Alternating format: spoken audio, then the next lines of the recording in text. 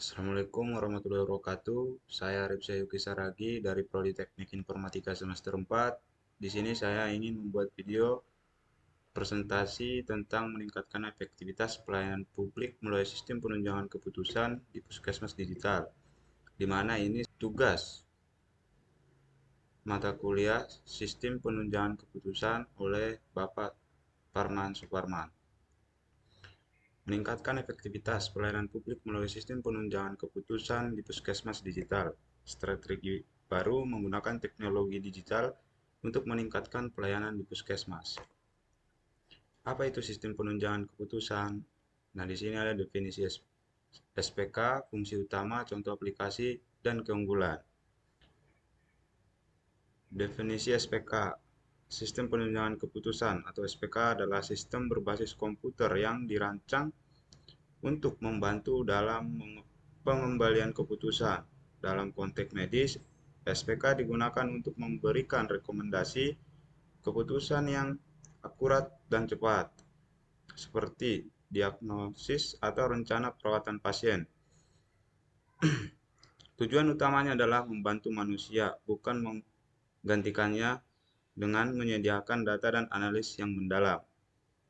Fungsi utama Fungsi utama SPK adalah mengintegrasikan data dari berbagai sumber, seperti riwayat, kesehatan pasien, atau hasil lab.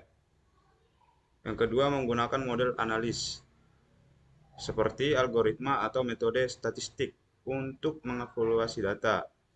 Yang ketiga, fungsi utama dari SPK menyediakan antarmuka interaktif yang memungkinkan pengguna, dokter atau ahli untuk mengeksplorasi dan memahami hasil yang ditampilkan. Dengan kombinasi ini, pengguna dapat mengambil keputusan yang lebih tepat berdasarkan informasi yang komprehensif. Contoh aplikasi SPK. Salah satu nyata SPK dalam dunia medis adalah sistem yang menganalisis gejala pasien, mencocokkannya dengan data penyakit yang ada, memberikan kemungkinan diagnosis secara otomatis. Misalnya, jika pasien mengeluh batuk, demam, dan sesak napas, SPK dapat menganalisis gejala ini dan menyarankan kemungkinan seperti infeksi paru atau COVID-19, lengkap dengan tingkat kemungkinan dan saran lanjutan. Keunggulan Keunggulan SPK. Penelitian menunjukkan bahwa SPK dapat meningkatkan akurasi pengembalian keputusan hingga 20%, mengurangi risiko kesalahan diagnosa, mempercepat proses analisis data medis. Keunggulan lainnya adalah efisiensi waktu, dukungan dalam situasi darurat, serta menjadi alat pelengkap yang andal dalam pengembalian keputusan berbasis bukti evidence based. Nah, di sini ada manfaat SPK di Puskesmas Digital. Ada efisiensi waktu, akurasi diagnosis, standarisasi pelayanan, dan kepuasan pasien. Nah, saya akan menjelaskan tentang efisiensi waktu. Efisiensi waktu. Dengan penerapan sistem penunjangan keputusan, proses diagnosis menjadi lebih cepat karena data pasien dianalisis secara otomatis. Nah, hasilnya waktu diagnosis dapat berkurang hingga 30%, sehingga mempercepat layanan medis dan mengurangi waktu tunggu pasien.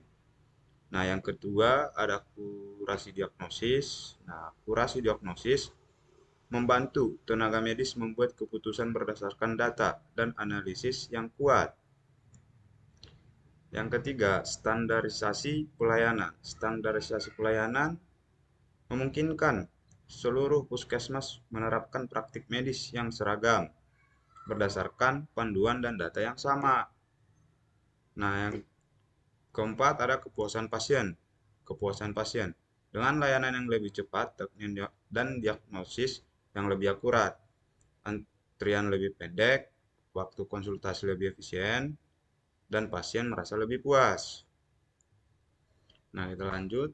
Nah, di sini ada implementasi SPK atau langkah-langkah utama. Yang pertama ada analisis kebutuhan. Nah, analisis kebutuhan, langkah pertama adalah mengidentifikasi masalah atau area yang membutuhkan peningkatan. Misalnya, apakah waktu tunggu pasien terlalu lama? Apakah diagnosis sering terlambat? Dengan memahami kebutuhan yang spesifik, sistem SPK bisa dirancang agar benar-benar menyelesaikan masalah tersebut. Nah, yang kedua ada di sini pemilihan platform. Nah, pemilihan platform sesuai setelah tahu kebutuhannya, langkah selanjutnya adalah memilih platform SPK yang sesuai hal-hal yang harus dipertimbangkan. Contoh biaya implementasi, fitur yang ditawarkan, misalnya sistem analisis data medis, integrasi rekam medis elektronik, kemampuan integrasi dengan sistem yang sudah ada di puskesmas. Yang ketiga ada pelatihan staf. Nah, pelatihan staf, sistem yang bagus tidak akan efektif tanpa pengguna yang terlatih. Nah, memberikan dukungan agar staf mampu menggunakan SPK. Pada tahap ini dilakukan pelatihan kepada staf medis dan teknis agar mereka bisa menggunakan SPK dengan optimal. Pelatihan bisa mencakup simulasi, penggunaan dashboard, dan skenario kasus nyata. Yang keempat, ada evaluasi berkelanjutan. Implementasi SPK bukan proses sekali jalan. Harus ada monitoring secara rutin, pengumpulan feedback, dan perbaikan sistem secara berkala agar tetap relevan dan optimal dalam jangka panjang. Hal ini juga membantu menyesuaikan SPK dengan perkembangan teknologi dan kebutuhan pasien. Lanjut. Nah, di sini ada studi kasus keberhasilan implementasi SPK. Puskesmas Y mengurangi kesalahan pemberian obat hingga 25%. Sedangkan Puskesmas Z meningkatkan cakupan imunisasi sebesar 10%. Perbandingan resep sebelum SPK 1 dari 200 resep salah, sesudah 1 dari 800. Nah, Puskesmas Y. Setelah menggunakan SPK, Puskesmas Y berhasil mengurangi kesalahan pemberian obat hingga 25%. Nah, artinya sistem membantu memastikan bahwa resep yang diberikan sesuai dengan diagnosis dan kondisi pasien, sehingga mengurangi risiko kesalahan medis. Nah, Puskesmas Z. Puskesmas Z, implementasi SPK juga memberikan hasil positif di Puskesmas Z. Nah, cakupan imunisasi meningkatkan sebesar 10%. Ini menunjukkan bahwa sistem membantu dalam monitoring dan penjadwalan imunisasi secara lebih akurat dan efisien. Nah, perbandingan resep sebelum persis sesudah SPK. Sebelum SPK, 1 dari 200 resep mengandung kesalahan. Sesudah SPK, hanya 1 dari 800 resep yang salah. Artinya, tingkat kesalahan resep menurun drastis, memperlihatkan bagaimana SPK berkontribusi nyata dan peningkatan mutu layanan medis. Nah, kita lanjut. Nah, di sini ada tantangan dan solusi dalam implementasi SPK. Nah, di sini ada resistensi staf, kualitas data, biaya implementasi, dan keamanan data. Nah, kita bahas tentang resistensi staf. Beberapa staf mungkin menolak perubahan karena mereka tidak familiar dengan teknologi baru atau khawatir sistem akan menggantikan peran mereka. Nah, solusi memberikan pelatihan intensif agar staf memahami cara pengguna SPK.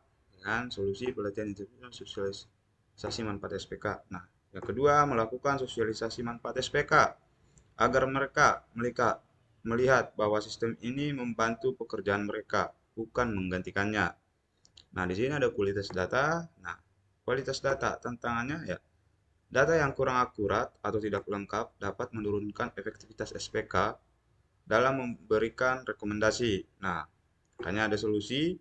Nah, tadi kan ada tantangan, ya ini ada solusi, melakukan validasi rutin terhadap data yang dimasukkan, meningkatkan standar input data untuk memastikan informasi yang digunakan SPK berkualitas dan dapat diandalkan. Nah, yang ketiga ada biaya implementasi. Nah, tantangannya ya pengadaan, pelatihan, dan pemeliharaan SPK bisa memerlukan anggaran yang besar. Nah, solusinya ya mencari sumber pendanaan alternatif seperti hibah, CSR, atau kerjasama dengan pihak ketiga. Keamanan data.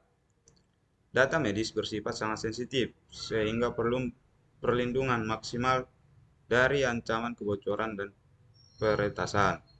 Nah, solusinya ya menggunakan enkripsi 128 bit untuk menjaga kerahasiaan data, ya kan? Melakukan audit keamanan secara rutin untuk mendeteksi dan menggulangi potensi resiko. Ya, kita lanjut ya masuk dengan kesimpulan. Di sini ada efektivitas SPK, manfaat utama, implementasi dan ROI.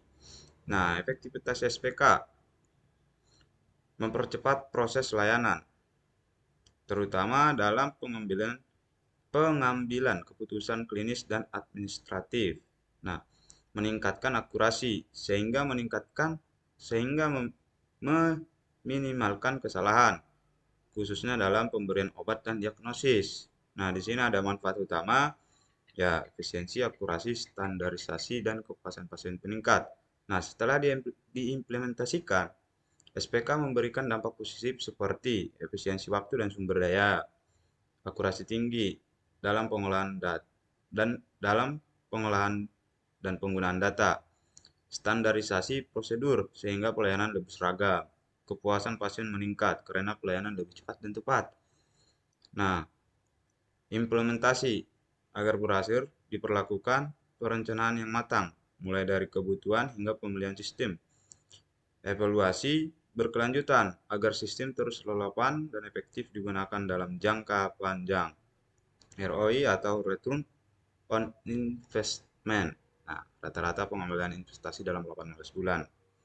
Ya kan? Ini menunjukkan bahwa SPK tidak hanya memberikan manfaat operasional, tetapi juga layak dari segi finansial.